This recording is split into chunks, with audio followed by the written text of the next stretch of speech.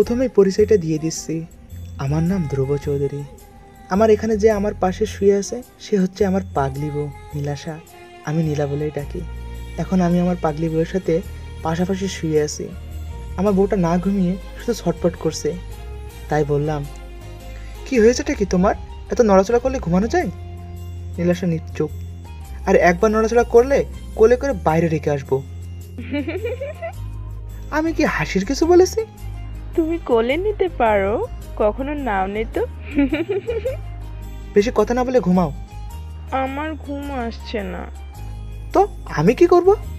চলো না চাঁদ দেখি। আমার কাল অফিস আছে, এইসব ন্যাকামি করার সময় নেই। নীলা আর কিছুই বলল না।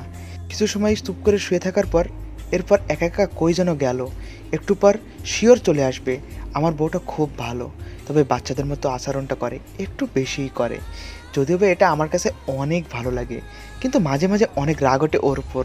এই তো বিকেলের ঘটনা, আমার মোবাইল খুঁজে পাচ্ছি না, তাই আমি নীলাকে ডাক দিলাম। নীলা, এই নীলা, বলো। আমার মোবাইলটা কোথায়?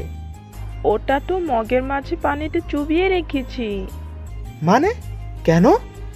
মানে গেমস খেলার সময় ওর জ্বর এসেছিল তাই। আমি আর কিছু না বলে দৌড়ে গিয়ে মোবাইলটা তুলি। সময় মতো গিয়েছিলাম, তাই তো আমার সাথের মোবাইলটা বেঁচে আছে। এরপর আর কথা বলিনি ওর সাথে। কি হলো নীলা, এখনও আসছে না কেন? অনেক সময় তো হয়ে গেল, বাইরে তো বৃষ্টি হচ্ছে। কই গেল ও? একা একা ঘুমাতেও পারছে না। তাই বিছানা থেকে উঠে ছাদে গেলাম। দেখি পাগড়িটা ছাদে একপাশে দাঁড়িয়ে বৃষ্টিতে পুরোই ভিজে গেছে। আমি গিয়ে পিছন থেকে জড়িয়ে ধরলাম। পাগলিটা একটু চমকে গিয়ে পিছনে তাকালো। দেখলাম পাগলিটার চোখ দুটো রক্তবরণ ধারণ করে আছে।